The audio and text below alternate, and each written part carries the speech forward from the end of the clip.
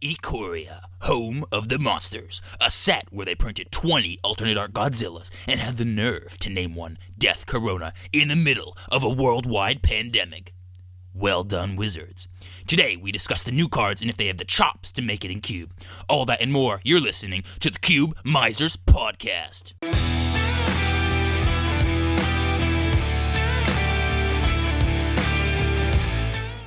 Welcome back. Today, we're electrified to discuss some new cards joining the Cube format. Before we get to that, however, we have a quick disclaimer about one of the more controversial mechanics of the set. That's right. So our disclaimer is about the Mutate mechanic. We're not sure how good these cards will end up being, as Mutate is a new mechanic, brand new, we've never seen it before, and it's a bit like Bestow, which isn't exactly the best mechanic ever. Yeah, a lot of these cards function like an enchantment, like Travis said, the Bestow, aka 2 cards acting as 1. Naturally, removing this creature results in a 2-for-1, a really bad thing in Magic to be on the receiving end of. Yeah, this can lead to huge tempo blowouts, and even lose you the game through loss of lots of card advantage. That's right. Keep this in mind when putting these cards in your cubes. Make sure that you will abuse the heck out of this Mutate mechanic more often than it will abuse you. With that being said, the mutated creature does resolve even if the creature it's attempting to mutate with dies or gets bounced back to your hand or removed in some other way. This means that while the mutate spell is on the stack, you can't be blown out by removal on the target creature. Also, mutate creatures have quote-unquote haste if the creature that's mutating with doesn't have summoning sickness. This means that you can mutate a big creature onto a little one and get in for some good damage. Honestly, we need to playtest with these cards a bunch before we can even trust our own evaluations. Yeah, so keep that in mind, guys, throughout this episode. And if you have any ideas about mutating that we didn't cover, feel free to respond in the comments. Right, so now let's give a little brief explanation of our card evaluation. So first things first, this is our evaluation of cards from the new Ikoria set, just our takes on them specifically for the Cube format. Yeah, and we haven't had any opportunity to playtest or anything. This is the first time we're really looking through these cards and evaluating them, so just keep that in mind while listening to this podcast. Exactly, they're sort of our fresh takes here. So if we get anything wrong or miss something, just tell us in the comments. Don't come to my house and burn me alive. Get Jake instead. Yeah, get Travis. Oh, don't kill any of us, actually. Yeah, stay away from us. Yeah, it's Corona. Stay away. 6 feet. All right, so the first thing we're going to do is discuss a couple cycles that have been printed in this set. So if you don't know what a cycle is, it's known as a sort of template of cards that is copied through all of the colors. So a cycle typically has a red card with a similar effect, a green card with a similar effect, etc., through all the colors. They all sort of share, a common name and a related effect in some way. So the first cycle that we're going to discuss from Ikoria is the cycle of Mythos. Yeah, so in this set, they released a really interesting cycle of instants and sorceries known as the Mythos, and these are based on the legendary mutate creatures from the set, and there are 5 of these Mythos cards. So first we have Mythos of Snapdax. Seriously? His name is Snapdax? Like Snapback? The hats with the, never mind. Snapbacks and tattoos. Snapbacks and tattoos. Get out of 2012, bro. Get out of 2012. Oh, that's right, bro. All right, the next one is the Mythos of Aluna. Then we have Mythos of Nethroi. Mythos of Vadrock. And last but not least, Mythos of Brokos. Dude, Mythos of the Bro Code. I don't know. That's right. So with these Mythos cards, they all have different effects, pertaining to 3 color combinations of their respective monster. They all have the clause that if certain colors of mana, one of the 3 color combos from Khans of Tarkir, are spent to cast the spell, you get a bonus effect. Right, and now most of these effects are really powerful when you spend the specific mana it asks for. However, this can sometimes be difficult in most cubes other than Commander. That's why we recommend these cards for Commander cubes or for budget Modern cubes. The effects are rather overcosted if you aren't paying the right mana, so in a format like Modern where 3-color decks are less common than in Commander, they really aren't as good. Now, if you can consistently cast these spells with those tricolors, then it makes these cards worth it. Absolutely. Now let's move on to discuss the cycle of Tri-lands in this set. Now this is the first time that they've ever printed fetchable Tri-lands, which is something that's pretty cool. It can be really powerful depending on what type of strategy that you're playing. Now, these lands are most definitely good for Commander, Travis. Would you agree? Absolutely. The fact that they can tap for 3 colors means that in a Commander cube, they can really help facilitate anywhere from 3, 4, and 5 color decks, really powerful in that regard. Also, they've got Cycle, which we'll discuss in a second. Right, and getting your mana is always good in the game of Magic. These lands also have some potential in a modern cube as well, Travis. Right, so because these lands count as, let's say for the Temur land, it counts as both a mountain, a forest, and an island, they work really well with fetches. So in a modern cube, if you have a really heavy 5-color strategy going on, if 5 color is a really big thing, and you have fetch lands, then these cards are a really good option because they will allow you to fix for 3 colors with a single fetch land, and also makes more fetch lands playable in that 5-color deck. That's right, Travis. And if you happen to draw these cards late in the game and you don't want lands in your hand, if you don't need to hit your land drop, then you have the ability to cycle it to go potentially get a non-land card. Exactly, and that's really important in draft, where frequently you may run out of gas because your deck isn't like a constructed deck, and so being able to cycle these is a really cool option. Right, and now, yet again, we have another cycle from the set, and these are the ultimatums. Right, so these cards are a cycle completed with the Khans of Tarkir tricolors, originally begun with the Shards of Alara. So if you can remember back, an example of one of the old versions of these ultimatums was Cruel Ultimatum, a card that saw a lot of standard play, I believe, back in the day when it was released. So now they've come back, they revisited that sort of cycle. So the ultimatums that we got are, Jake? So the ultimatums that we have are, for Mardu, Ruinous Ultimatum; for Temur, Genesis Ultimatum; for Abzan, Eerie Ultimatum; for Jeskai, Inspired Ultimatum; and last but not least, Sultai, Emergent Ultimatum. Now, these cards have enormous potential and offer really insane effects for 7 mana. But the drawback to these cards is that their casting cost doesn't have any generic mana. So now we're talking about 7 mana cards that require a bunch of colored mana. Right, so these cards are insanely hard to cast. As Jake said, there's no generic mana, all of it is colored, okay, which makes it almost completely non-viable for cubes due to this restriction. However, if your cube, specifically Commander Cube, these would not be very good in a modern cube, Vintage, or Legacy. Mostly in Legacy and Vintage because they're 7 mana, and all of it has to be colored, so you can't just cheat it with something like a Soul Ring. And then not for Modern, again, because they're so restrictive. We're talking, for the Sultai one, 2 black, 3 green, and 2 blue, okay, for this effect. And now, again, these are super powerful cards. They have super powerful, usually game-winning effects, okay? For example, the Ruinous Ultimatum will destroy all non-land permanents your opponents control. That's like a Cyclonic Rift, but for utter destruction. Okay, so these are some really game-altering cards. They're just really hard to cast. So put these in your cube with caution. Yeah, guys, include these cards at your own risk. They can be really fun to cast and win you some games, but, like Travis said, if your mana base doesn't support that in your cube, just don't put them in. If your mana base does support them, go ahead, put them in, you'll have some fun. That's right. In your Commander Cube, you really have to take a look at the games that you play. If you find that on average you have all the colors you'll ever need in a game, then feel free to include them. And another tip for these ultimatums, guys, don't play these in 4 to 5 color decks if you want to be able to cast them consistently. Right. And now a final point on these is something, a really interesting design space actually, is that these cards, if there's a way to cheat them into play, to cheat their casting cost, then they can be some seriously broken things going on there. The first thing that comes to my mind is Joda Archmage Eternal or Fist of Suns, which will both allow you to cast all of these cards for the 5 colors of mana. So for Wooburg, for blue, red, green, black, white, you can just cast Ruinous Ultimatum and just destroy your opponents completely. So think about that. If your cube has many ways of doing that sort of thing, or like sort of flash it back from the graveyard for free, then think about those. If you have tons of those, you may want to include these as the really, really awesome, really powerful, really fun effects. Yeah, Travis, imagine playing one of these off of a Wildfire Devils. That just seems absurd to me. Oh my gosh, don't bring up Wildfire Devils in my presence. I'm kidding, do. It's a great card. If you guys don't know about it, Wildfire Devils, include it in your cubes. Now, the last cycle that we have to talk about is the Mana Rock Crystals for Commander Cube. So these are a good option for ramp cards in your Commander Cube. They cycle and they fix 3 color. Yeah, Travis, and you said an important word in there. They cycle, which means in the late game you can get rid of them because you're not going to need that extra mana, and you can get those extra spells that will help you win the game.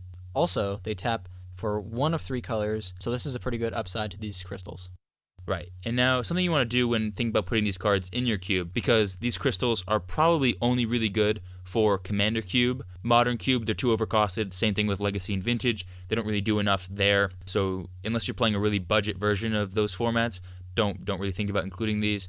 But something to consider with Commander Cube is that you really have to look at the rules for your cube. So if you don't allow mana rocks to be played in any deck, regardless of the color identity, so for example, if you don't allow a Dimir Locket to be played in a Rakdos deck because of the blue in the Dimir Locket's text box, but then the fact that you're playing a Rakdos deck, then these are not a good fit. Replacing the Ravnica Lockets or Signets for the cycle could make 2 and 3 color strategies way worse. So for example, if a Dimir commander can't play the Zagoth Crystal, which is the Sultai one, but it could play a Dimir Signet, but you swapped out the Dimir Signet for the Zagoth Crystal, there's a problem there. So look at the rules that you have. If you don't want to make 2 color and 3 color strategies worse by including these cards, which really benefit 5 and 4 color the most. Right, and as Travis was saying, don't put these cards in a modern or a vintage cube because they're just too slow. But if you guys just even have a casual cube where you have maybe the lockets or the banners and you decide these just fit in your cube better, go ahead and include them. Right. So another thing about these cards is that they are all 3-drops, which lowers the power level to lower than that of some other options, which can be really important for balancing multicolored strategies in your cube. We sort of had this problem in our Commander Cube because, as we mentioned, I think, in the Commander Cube episode, our 4 and 5 color strategies were too strong because they had access to too many really good multicolored cards. So definitely give these a second glance if you're finding that 4 and 5 color strategies are too powerful in your Commander Cube. Increasing the cost of all of the mana rocks can bring those strategies down a notch since they have to color fix, and so color fixing in later turns makes them a little bit worse. Right, guys. So before you put these in any of your cubes, just evaluate them for yourselves. Right. So without further ado, let's move on to the actual individual cards now that we're done covering all these cycles. So the first card we have is Nethroi, Apex of Death. This card is 2 in Abzan, so white, black, green, for a 5/5 legendary creature, Cat Nightmare Beast. It's pretty intense. It has a mutate cost for 4, a white and a green hybrid, and then 2 black. And of course, the mutate spell, we've already gone over sort of what it does. It also has Death Touch and Lifelink, and whenever this creature mutates, return any number of target creature cards with total power 10 or less from your graveyard to the battlefield. Yeah, guys, this is a great commander for an Abzan Reanimator graveyard strategy. It's like a Command the Dread Horde on a stick as a commander. So there aren't many Abzan commanders and even fewer cheap options, so this could be a card to include in your commander cube. Right. And now, although Modern has a lot of removal that could interfere with the mutate ability, pulling 10 power worth of creatures from your graveyard is really powerful. A 5/5 for 5 mana is rather underwhelming for Modern, so really consider the power level of your Modern cube if you're going to include it. You might find that it just brings it down a little. Yeah, Travis, I would love to see in a commander cube game where someone grabs a Desolation Twin and just cleans house with it. Yeah, that's a good point, Jake. I think that's my new goal for Commander Cube is to get a Desolation Twin off this, put 20 power in the battlefield with this mutate. That'd be sick. All right, and that brings us to our next card, which is Snapbacks and Tattoos. He means Snapbacks, Apex of the Hunt, but I think from now on, because it's just too close to the old lyric, we're gonna call him Snapback because that's too good. Snapback and Tattoos. And if you get that reference, first of all, get out of 2012, and second of all, high five. Yeah, guys, props to you because you've lived through primetime 2012 experience. So, Snapbacks and Tattoos is a 4 mana, 1 in a Mardu, red, white, and a black, for a 3/5 legendary creature, Dinosaur Cat Nightmare.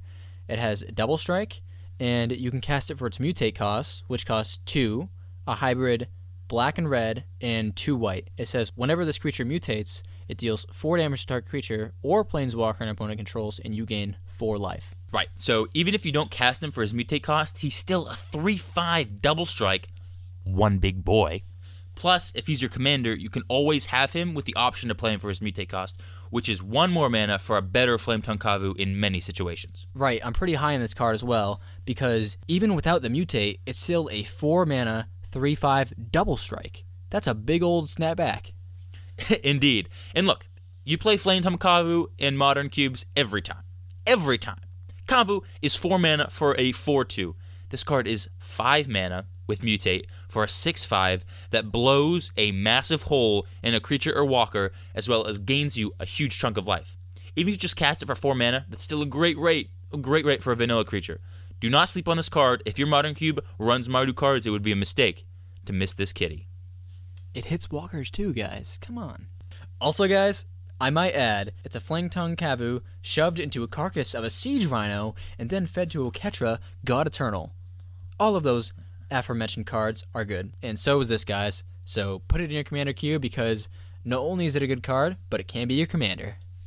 Right, and with that disgusting image, we will move on to the next card, which is Quartz Crasher.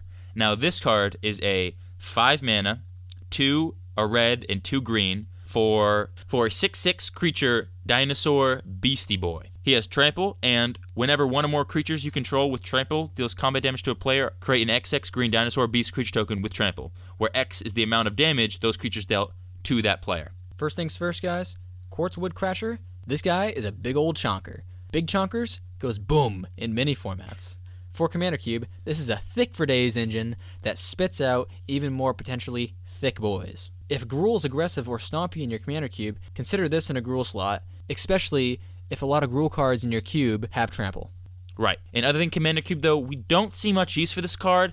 It's a great rate at 6/6 for 5 mana, especially with a keyword ability, but the colors are rather restrictive, and it has no impact when it enters the battlefield unless you already have large tramplers, and by that time, you're sort of already ahead. Now, again, we could see it in a modern cube with a lot of these cards that we think are only for Commander, but it really depends, especially on the power level, so be sort of hesitant just shoving it in any old cube, but it is, as Jake said, a big chonker. Right, and if you guys have a casual cube that doesn't have a ton of removal, this card for Gruul will just get you insane value. Amen. Now, that brings us to the next card, Yorion Sky Nomad. Yorion Sky Nomad is 5 mana, 3, and 2 hybrid white-blue. This creature is a 4/5 legendary creature, Bird Serpent. Interesting. It has flying, and it says, when Yorion enters the battlefield, exile any number of non-land permanents you own and control. Return those cards to the battlefield at the beginning of the next end step. But the most powerful effect on this card is Companion, guys. And it says, your starting deck contains at least 20 cards more than the minimum deck size. Right, and now the Companion mechanic, if you don't already know, allows you to play this card in your sideboard and cast it at any time during a game as long as your deck meets the Companion requirement. In cubes, you're not really going to find much use for this Companion mechanic. It's really hard to build your decks around this mechanic, especially when drafting. This particular Companion requirement, which requires you to have 20 extra cards, is basically draft suicide, so do not build around the Companion ability at all unless your opponent is playing mill, okay, because playing 20 more cards in your deck, going up to 60 in a normal 40-card deck, is actual suicide. Like, you will be playing so many bad cards. Don't do it. Other than that, this card is a pretty cool blink commander. Yeah, Travis, and if Azorius is a blinky strategy in your cube, you definitely want to consider this for your Commander cube. Right. Other than Commander, again, we don't see it having much use anywhere else, potentially in Modern if you have a really big blink strategy. All right, and that moves us on to the next card, which is Fiend Artisan, which I wrote as Fiend Lurker on the outline. Fiend Artisan. Now, this card is a 2 mana, 2 hybrid, black-greens for a 1/1 creature nightmare. Now, this card has a lot of text, so I will bear with me. Fiend Artisan gets +1/+1 for each creature card in your graveyard, and it has an activated ability for X and then a hybrid green or black to tap and sacrifice another creature. You then search your library for a creature card with converted mana cost X or less and put it onto the battlefield. Then shuffle your library, and you can only activate this ability at any time you could cast a sorcery. This card is Tarmogoyf 2, baby. Judgment Day. If anyone gets that reference, another high five. Right, Travis, this card is pretty cool. It is a pricey birthing pod effect, but it is on a 2-drop creature that can go, rather large, which is pretty excellent. Right. Now, in Commander Cube, this card is great for its activated ability. In Modern Cube, it's a big early drop that can scale with the game, which is always really good. Surprisingly, in Vintage, it's both a big ol' boy, yet also the fast mana makes him useful when searching for combo pieces. With enough mana, you could actually get the Kiki-Jiki combo onto the battlefield with just this card and then a small friend to sacrifice. And if that can happen in any capacity, then the card must be good somewhere. Right, and even if you don't use his activated ability, if you can fill up your graveyard by turn 3 or 4, if you have about 5 creatures or so in there, if you can swing in for 6 on turn 3 or 4 with a 2-drop, that's pretty good stats. Really, if your 2-drop ever becomes 6 power, you know you have a good card. Just period. Anytime in the game, if it's 6 power on a 2-drop, that's good. Now let's move on to the next card, which is Giganta The Wellspring. Now, Giganta The Wellspring, this card belongs in my Niv Mizzet deck. So, I'll read it to you guys. Giganta The Wellspring, a 5 mana, 4, and a hybrid Gruul, so red-green. It is a 5/5 legendary creature, Elemental Elk. Pretty cool. And it says, tap it, add Wooburg, which is white, blue, black, red, and green. But it has a clause. And this clause is, this mana can't be spent to pay generic mana costs. So it does have to pay for the colored mana on the card you're casting. And it also has Companion. Yes, I know, Companion. Which says, no card in your starting deck has more than one of the same mana symbol in its mana cost. So, for example, you can't have a card in your deck that costs 1 and 2 blue. So it is a little bit of a drawback, but I think I could fit it into my Niv Mizzet deck. Yeah, this companion ability actually is probably one of the easier ones to build around, particularly for a commander cube or even a modern cube. So the first thing we have to say about it, yay, another 5-color commander for commander cube. This is great. I think there's only about a handful, maybe 5 really viable 5-color commanders for cube that actually like do things and aren't just like child level Lara and are just there for 5 colors. So that's pretty nice. This card is a lot like Ramos Dragon Engine, but for 5 mana, so 1 less. He can tap for Wooburg and ramp you by 5 if you're casting cards that don't have a lot of generic in their mana costs. So, for example, the Ultimatums guys. Right, and that's pretty insane. And another thing, outside of Commander Cube, as a 5/5 or 5 mana that can tap for 5 mana, we may also see this card in a Modern Cube as well. And who knows, maybe in Vintage. 5 mana, especially for a well-rounded creature, a 5/5, that's pretty manageable. And with such a big ramp ability, it could be seen elsewhere. So don't be afraid to put this in your Modern Cube, especially if you have some heavy 5-color strategies going on. Right, guys, and this card is not really that hard to cast. It's 4 generic mana and a green or a red, so it's pretty flexible. That brings us to our next card, okay, which is probably the most busted card printed in the entire set for the cube format. And this card is Titan's Nest. So this is a 4-mana enchantment, 1 in Sultai, so black, green, blue, and it says, at the beginning of your upkeep, look at the top card of your library, and you may put that card into your graveyard. Nothing special there. It's kind of like Sultai Ascendancy, whatever. But it doesn't end there. Oh no, you bet your bottom dollar it doesn't end there. The next text says, exile a card from your graveyard. Add 1 colorless mana. Spend this mana only to cast a colored spell with X and its mana cost. Do you hear that? Did you hear what I said? Did I stutter? That's right. This enchantment gives all of your colored spells Delve. Disgusting.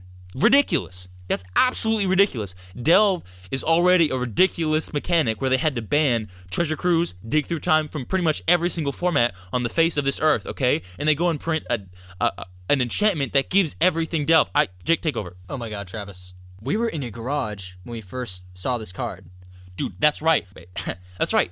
When I saw this card for the first time, I punched Mark Rosewater right in the face in excitement. We were kickboxing in my garage when this video spoiling these cards let it loose. Okay, Mark was moaning on the ground when I burst into my house, found my wallet, and then crammed all my money down Mark's throat and screamed, "I'll take your entire stock!"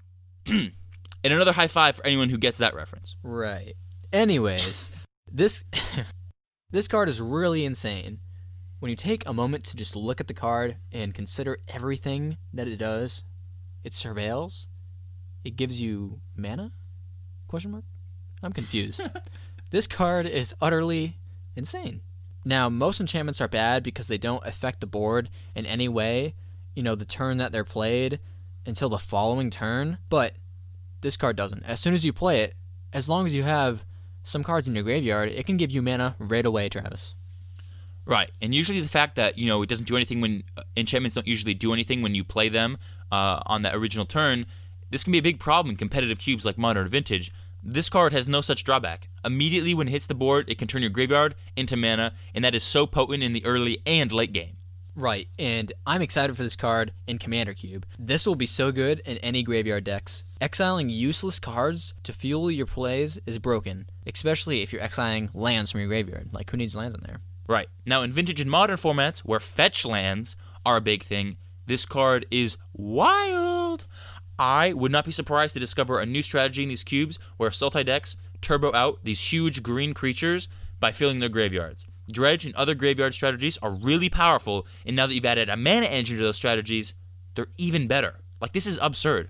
Okay, if your Vintage or Modern cube, okay, play something like Golgari Grave Troll, Stinkweed Imp, any of the dredgers that can just turn your entire library into your graveyard, okay, Hogak, Arisen Necropolis, as well as something like, let's say, Altar of Dementia. Hogak doesn't turbo your graveyard. It's just stupid. You can turn all of those cards into mana, okay, which is so good. Getting lots of mana for little investment is so good, and that's why formats like Vintage and Legacy are so powerful. Right, Travis. And basically, just put this card in any of your cubes that can support its cost. It is Sultai, so that is a tiny drawback, but the payoff is way bigger. So just put it in your cube if your cube can support it. And we haven't even discussed the fact that this card lets you surveil every turn. It actively fuels its second ability while giving you card advantage. Just utterly insane. Such a good card. All right, with enough talk on that one, I think, to last a lifetime, we'll move on to the next card, which is Luminous Broodmoth. So, Luminous Broodmoth, it's a 4-mana card, 2 and 2 white. It's a 3/4 creature insect, and it has flying. And it says, whenever a creature you control without flying dies, return it to the battlefield under its owner's control with a flying counter on it. First of all, Mothman! Hey, it's Mothman! Or Mothma. One of the two. I don't know. Anyways, this is an excellent rate for a creature with a keyword ability. 4 mana, 3/4 flying. It's pretty good. Right. It reanimates any creatures without flying counters on them, and then gives them flying. It's like a better Nightmare Shepherd. Right. This card will obliterate stalemates and ruin your opponent's dreams of wiping the board. Okay? When you drop this card, your opponent literally dies inside. And unlike Nightmare Shepherd, it doesn't exile the creature and make a token of it when it brings it back to the battlefield. Right. So Commander, Vintage, Modern, it should go everywhere. Watch out. This card will be mega expensive. Snap up cheap copies quickly. And this economics advice was brought to you by Floppy Taco. If you get that reference, another high five. Yeah, Travis, when you drop this card, your opponent will literally die inside. Or at least I will when you play this card. Because I know this is a card you're excited to play and ruin my day with. Now, this brings us to Garuda, Doom of Depths. So this card is a 6 mana, 4 and 2 hybrid, blue-black, for a 6/6 legendary creature, Demon Kraken. And if that doesn't scare you, I don't know what does. Now this card has Companion, and that Companion stipulation is your starting deck contains only cards with even converted mana costs. Not too difficult.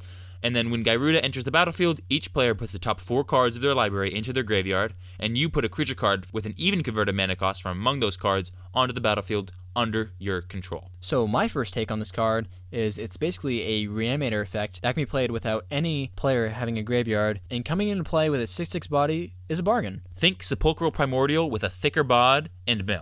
As with most of these companion cards, fulfilling that stipulation is usually more work than it's worth. Just play this in the original 40 and you'll find it does work. I'm inclined to believe that this could see play in anything from Commander to Modern to Legacy cubes. Vintage has a few reanimate cards that could edge this one out, but if you're on a budget, this is a cool option. Now, a key thing to remember is that it only grabs even converted mana cost cards.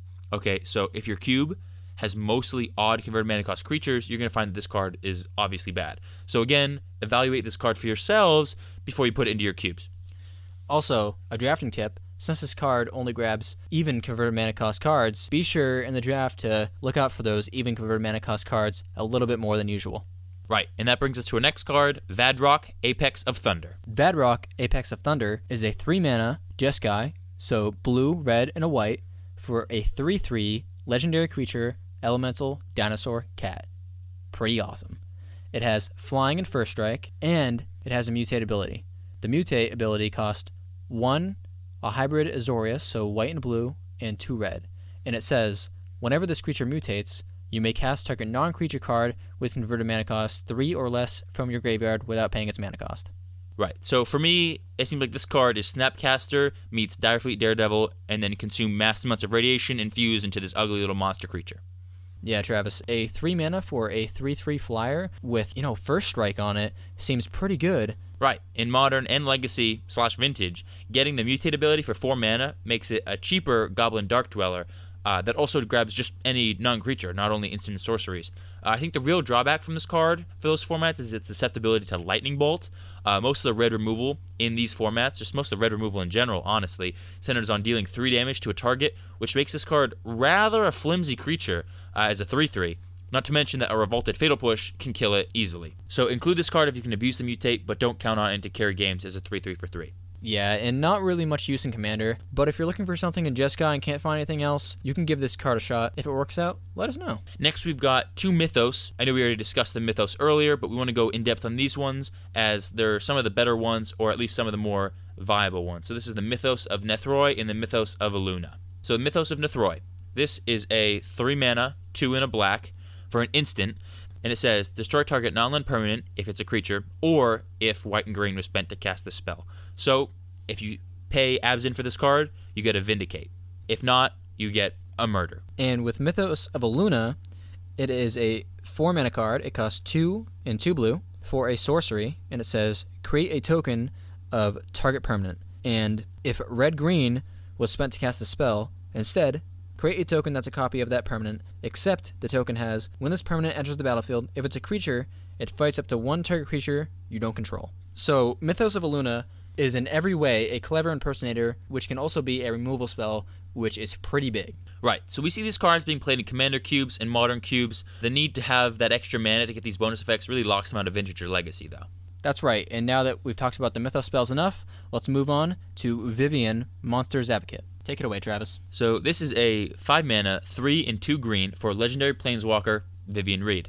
It starts at 3 loyalty and has the static ability, you may look at the top card of your library at any time, and you may cast creature spells from the top of your library. So its +1 is to create a 3/3 green beast creature token and put your choice of a vigilance counter, a reach counter, or a trample counter on it. And the -2 is when you cast the next creature spell this turn, search your library for a creature spell with lesser converted mana cost, put it on the battlefield, then shuffle your library. Come on, Wizards, stop printing really good green planeswalkers. We've had enough now. As if Nissa, who shakes the world, didn't crush enough souls in the standard format, we have yet another really powerful 5-drop planeswalker. So this card could easily see play in Modern and Commander cubes as it creates tokens and gives you card advantage in the form of casting creatures from the top of your deck. So it's a lot like a Courser of Crewfix, but instead of lands, you're casting creatures. Really powerful stuff. Yeah, Travis, we haven't even mentioned that in Vintage, Legacy, or Modern cubes, the -2 ability can put the Kiki combo together on the battlefield if you cast Kiki Jiki. It basically searches up that Deceiver Exarch or Pestermite. Yeah, that's super powerful. Yeah, and so tutors for combo pieces are always a powerful effect in Cube, and this reverse birthing pod effect will certainly find its uses. Precisely. And now that brings us to the next card, Shovel, Bane of Monsters. Or is that Shavil? We're going to call him Shovel. He's a shovel. So Shovel, Bane of Monsters, is a 2-mana card. It costs Golgari, so it costs a black and a green. It is a 1/3 legendary creature human rogue. It has Death Touch, and it says, at the beginning of your upkeep, if your opponents control no permanents with bounty counters on them, put a bounty counter on target creature or planeswalker an opponent controls. Also, whenever a permanent an opponent controls with a bounty counter on it dies, you gain 3 life and draw a card. So, my first impression is that Modern cubes is where this card will see the most play. Perhaps a budget Legacy cube. Other than that, though, this card will have limited use. Yeah, Travis, it's a decent 2-drop for Modern cube with its high toughness and Death Touch, so it's a pretty good blocker. But I probably wouldn't play it in a super competitive Modern cube, as the Golgari color slots are pretty filled with good cards like Grimflare, Golgari Finebroker, Vraska's, and the Grizzly Salvages of the world. But if you got the slot open, this card seems pretty promising, Travis. Yeah, nothing else to add on that. Let's move on to Luris, the Dream Den. Oh boy, guys, this card. So, this card is a 3-mana, 1 and 2 hybrid Orzhov, or black-white, and it is a 3/2 legendary creature Cat Nightmare with Companion. And the Companion stipulation is that each permanent card in your starting deck has a converted mana cost 2 or less. It also has lifelink. And, hold your nose because here comes the cold water. During each of your turns, you may cast 1 permanent spell with converted mana cost 2 or less from your graveyard. During each of your turns, permanent spell, mana cost 2 or less. Let that sink in. Oh my god, Travis. This card looks absolutely crazy for Vintage and Legacy. The reason why I say this is because these formats utilize cheap cards for massive advantage. It could be good in Modern, there are just fewer cards to abuse with its Reanimate ability. Another thing about this card is that the Companion ability can actually be built around in a Legacy or Vintage cube. With low-to-the-ground permanents and expensive spells, because remember, the stipulation is only your permanents are 2 or less. You can bypass this with expensive spells, like instant sorceries, but then, cheap permanents, low-to-the-ground permanents. So don't sleep on this card. It's being debated as one of the best cards ever printed. Oh yeah, Twitter's going crazy over this card. And if you needed any more convincing, Imagine casting a Black Lotus every turn from your graveyard in Vintage Cube. Right. This brings us to the next card, Narcy of the Ancient Way. Oh boy, this is going to be my personal favorite card from the set. So, Narcy of the Ancient Way costs 4 mana. It is 1 in Jeskai, so blue, red, and a white. It is a legendary planeswalker, Narcy, you guessed it. It comes in with 4 loyalty, and it has 3 abilities on this planeswalker. The first one is a +1, and it says you gain 2 life. Add blue, red, or white. Spend this mana only to cast a non-creature spell. Its -2 says draw a card. Then you may discard a card. When you discard a non-land card this way, Narcy of the Ancient Way deals damage equal to that card's converted mana cost to target creature or planeswalker. And finally, its -6 says you get an emblem whenever you cast a non-creature spell. This emblem deals 2 damage to any target. End quote. Okay, so we see this card doing some work in Commander and Modern. Vintage and Legacy aren't really looking for a 3-colored walker with a mediocre plus.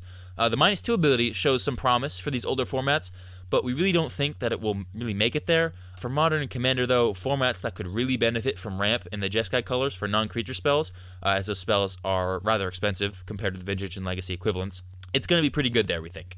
Yeah, playing Narset Planeswalkers is just one of my favorite things to do in Magic, and with this one being Jeskai, playing 3-color and just dropping this card just makes me feel really good.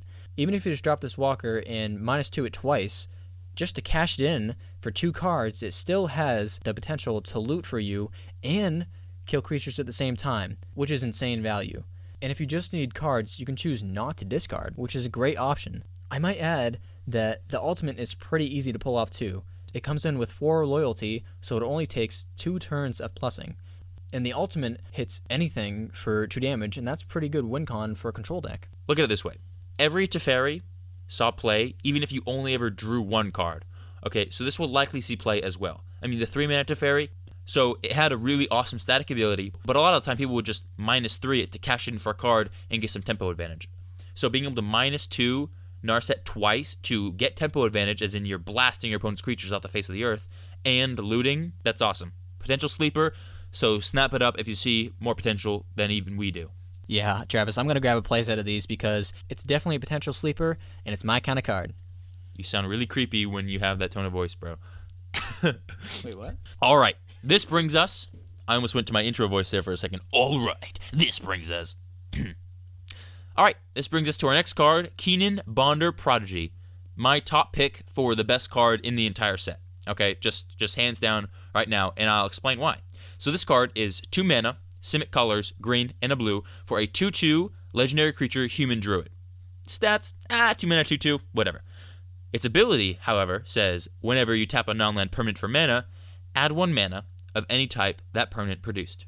The next ability, if you can believe it, has another one, is an activated ability for 5 and Simic colors. You can look at the top 5 cards of your library and may put a non-human creature from among them onto the battlefield, and you put the rest on the bottom of your library in a random order. What the heck? I am so hyped for this card. This is my top pick for a card that will see play in Legacy and Vintage Cubes. It's a mana doubler for just green and blue that makes your mana dorks and artifacts tap for an extra mana. That's awesome, okay? Yeah, Travis, you haven't even mentioned that this card can be your commander in a commander cube, which is super cool. It will definitely see play in a commander cube. Right. We see this card being used literally in every cube format. It's cheap in mana cost, it's powerful, and even has an activated ability which can make it relevant in the late game of Commander or Modern, unlike a lot of other 2-drops. For Vintage, this card is Baby Mirari's Wake. I thought I said Baby Mama. Is a Baby Mirari's Wake that will make your Signets tap for 3 and your Moxen tap for 2. Okay, if this card doesn't see play in Vintage and Legacy cubes, feel free to come to my house and burn me alive because my evaluation skills must totally suck. Well, of course, everything about you sucks. You played your red. Damn, bro, that was cold. That was real cold. Did we mention that this card turns Black Lotus into the unstable version? Blacker Lotus? My favorite version of the Lotuses. You suck, bro. That was mean. All right, next card is Heartless Act. Jake? Yeah, Travis, sorry for that Heartless Act that we just witnessed, but moving on to the actual card, Heartless Act costs 2 mana. It is 1 and a black for an instant, and it says, choose 1. Destroy a target creature with no counters on it, or remove up to 3 counters from target creature. This card is absolutely insane. In our opinion, this card is better than Doomblade, and we'll see play in every cube. It's just great. Yeah, great card. Little to no drawback. Very few creatures actually have counters on them in modern, legacy, or vintage cubes. And target removal is worse in Commander than most other cubes, but it's so efficient that there's really no reason not to play it. It's an uncommon.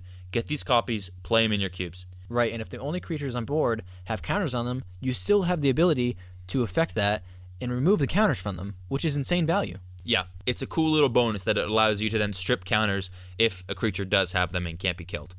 Alright, that brings us to our next card, General Kudrow of Drannith. So this card is a 3 mana, 1 in Orzhov, white and black, for a 3/3 legendary creature, human soldier. It has the text, other humans you control get +1/+1. Whenever General Kudrow of Drannith or another human enters the battlefield under your control, exile target card from an opponent's graveyard. It also has an activated ability, 2 mana, sacrifice 2 humans, destroy target creature with power 4 or greater. That's some flavor right there. Straight up, Travis. This guy looks like the kind of guy who would say, "Fetch me their souls." If you get that reference, you guessed it. Another high five. Seriously though, humans needed another Anthem effect, and this card also doubles as Graveyard Hate, which is some real potential in Commander cubes with a human tribal archetype. Sometimes graveyard strategies can be way better in cubes because fewer people want to waste a pick on Graveyard Hate, and said hate is sometimes completely useless in your deck. This card has the option of being a commander with some hate synergy with removal stapled on like frosting on the cake. Yeah, Travis, and I can even see this card being played in a modern cube or legacy cube. If your cube supports that tribal archetype, I think this card will be pretty good wherever there is a heavy humans archetype. So that means potentially your modern or legacy cube. And it's an Orzhov card, so I automatically like it.